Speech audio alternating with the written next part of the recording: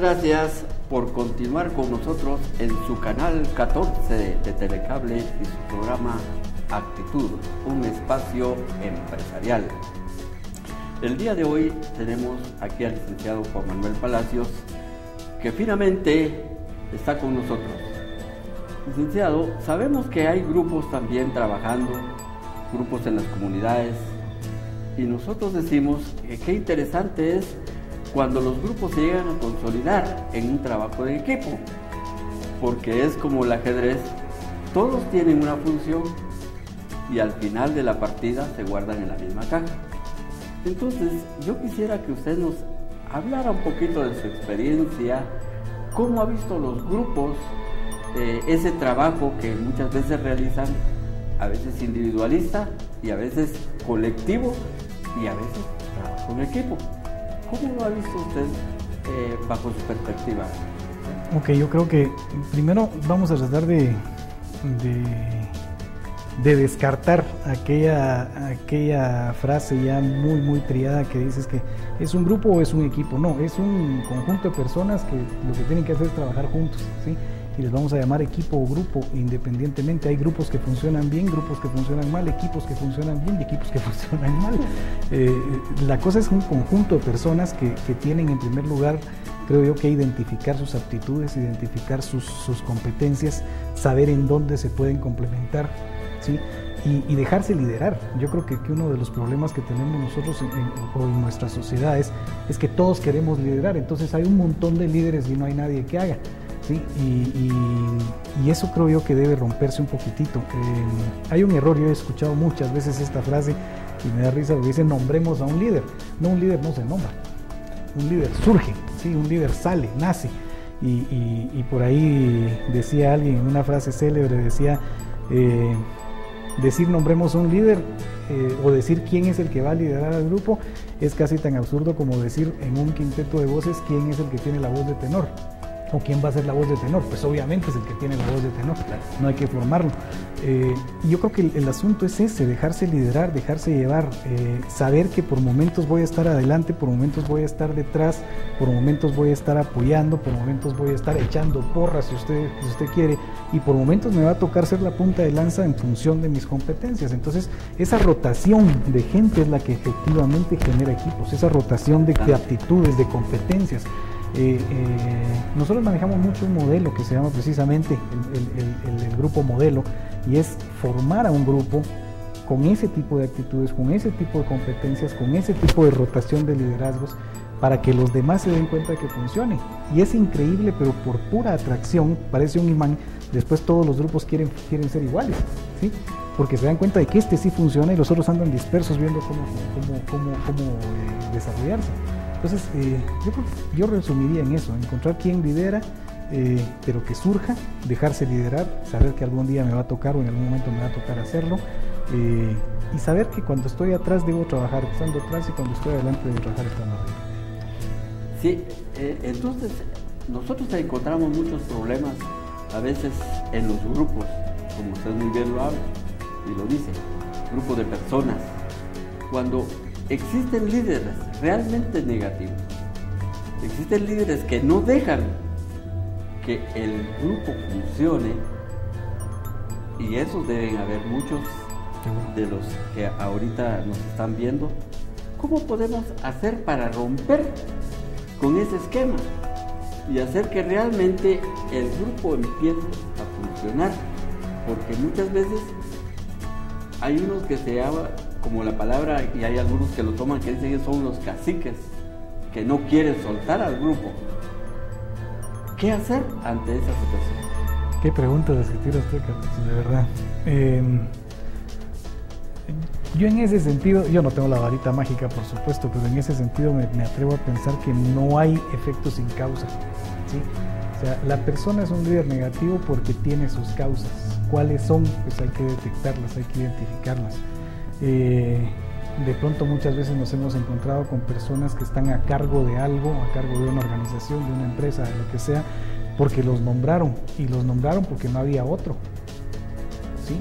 Y entonces los invistieron de poder inmediatamente, los invistieron de autoridad, y se ahogaron en la autoridad, pues, o sea, se cegaron por la misma autoridad, por el propio poder, y eso ya deja de ser un líder. O sea, eso ya todos le obedecemos por miedo, por temor, porque vamos a perder el trabajo, porque vamos a perder parte del grupo, lo que sea. Pero yo creo que lo más importante es identificar causas, qué es lo que le hace actuar de esa manera, identificar posibles medios de negociación. En algún punto tenemos que converger, en algún punto en común tenemos que encontrarnos. Y cuando encontramos ese punto en común, esos líderes negativos, esos líderes complicadísimos, esas personas que todo lo ven mal, etcétera, etcétera, comienzan a ceder porque se empiezan a dar cuenta que hay un punto en común que hay que fortalecer. Lo que pasa es que las medidas que tomamos generalmente son córtenlo, sáquenlo, no le hablen, háganlo a un lado. No hay efectos sin causa. O sea, todo tiene un porqué, y lo que nos cuesta es regresar a identificar por qué y encontrar ese punto en común. Hemos visto, e incluso hay empresas que también tienen este tipo de problemas. Sí. Y máxime, cuando realmente, y lo hemos vivido, hay empresas donde los hijos son los que dirigen a la empresa, y a veces toman un liderazgo, pero liderazgo negativo, porque no hacen sentirse bien al trabajador. Ellos se sienten los importantes, y esa empresa prácticamente no funciona. Tuve la oportunidad de conocer a un empresario que me decía, mire, ¿qué hago? Tengo problemas porque tengo al primo, tengo al cuñado, y prácticamente era una empresa donde estaba la familia y nada funcionaba. ¿Por qué? Porque todos querían hacer las cosas a su manera. ¿Qué le aconsejaría usted a un empresario cuando se enfrenta o afronta una situación similar? Bueno, yo creo que no tengo nada en contra de las empresas familiares. Al contrario, asesoro a varias empresas familiares. Me han dado la oportunidad de hacerlo y me parece que son un mecanismo, o sea, es la mejor forma de perpetuar su empresa, trasladarla a los hijos, trasladarla a la familia, y no concibo el hecho de un padre que tenga una empresa y que no le pase el derecho a sus hijos. O sea, ¿para claro. qué construir una empresa entonces? Pero tiene que tener muy claras las reglas, ¿sí? O sea, de la puerta de la empresa para adentro es una empresa, todos trabajan igual, tienen que tener competencia, el que no funciona tendrá que buscarse otro mejor mecanismo de sobrevivencia, porque la empresa no es un arca abierta en donde todos tenemos el derecho de meter las manos. Y afuera pues seremos todos familia y conviviremos como tal y podremos hacer lo que sea como familia. Pero sí creo yo que el consejo que le daría a un empresario que está teniendo problemas así es, no es necesario sacar al primo, al tío, al hermano, nada, no, es necesario definir reglas claras. ¿Quién hace qué? Y que todos estamos adentro en competencia clara. Si yo no funciono, sé a lo que me estoy atendiendo, ¿verdad? Sé que puedo perder mi trabajo como cualquier otro empleado, como cualquier otro colaborador, porque yo puedo ser muchas veces el miembro de la familia que está causando una potencial quiebra de la empresa sin que nos demos cuenta. Eso hay que tener cuidado. Sí, yo creo que usted lo toca muy bien. Muchas veces lo que sucede es de que no distribuimos bien las funciones. Exacto. Entonces, si no se distribuyen las funciones, cada quien piensa y hay duplicidad de funciones y es cuando hay choques. Pero si se distribuye bien las funciones, prácticamente todo va a marchar bien. Así es. Entonces, si nosotros vemos cómo funciona, cómo está la actividad, nos preguntamos por qué en la actualidad surgen empresas y ya al poco tiempo desaparecen. No es actitud o es actitud positiva o negativa la que tienen, porque en un arranque de deseo, de voluntad, lo hacen, pero luego lo dejan de hacer y pierden, es decir, se van a la quiebra, prácticamente dicen no funcionó y nunca más vuelven a tomar el tema. ¿Qué les aconsejaría a usted? Yo creo que eso es una cuestión de combinar dos palabras que se parecen mucho y que solo difieren una letra, es actitud y aptitud. porque muchas empresas terminan por falta de aptitudes de la persona también. Eso es un hecho. O sea, el emprendedor muchas veces cree que la cosa es lanzarse y después la empresa tiene que caminar solita y a los 6 meses yo solo tengo que ir a recoger mis utilidades y no, ese es un proceso, es un esfuerzo de muchísimo tiempo, de mucha dedicación.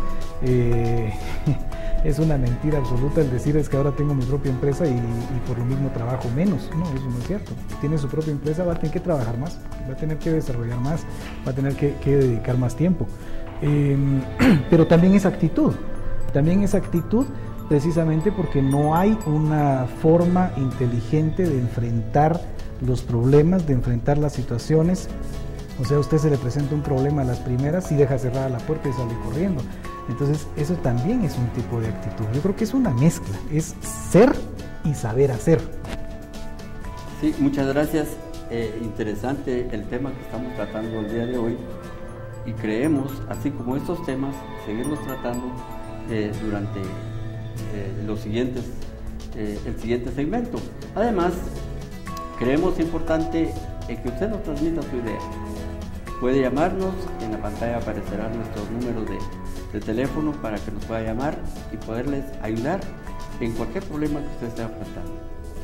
No se vaya, continuamos. Actitud, un espacio empresarial.